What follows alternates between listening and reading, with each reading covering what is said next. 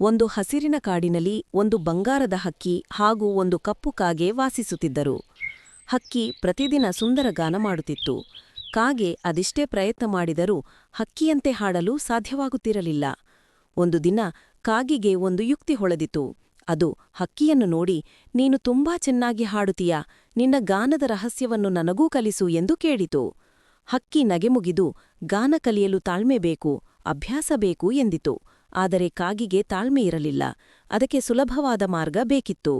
ಅದು ಯೋಚಿಸಿತು, ಹಕ್ಕಿಯ ಗಾನ ನನಗೆ ಸಿಗದಿದ್ದರೂ ಅದರ ರೆಕ್ಕೆಗಳು ತುಂಬಾ ಸುಂದರ, ಅದನ್ನೇ ಕಿತ್ತುಕೊಂಡರೆ ನಾನೂ ಅದೇ ರೀತಿ ಸುಂದರವಾಗಿ ಕಾಣಬಹುದು ಎಂದು.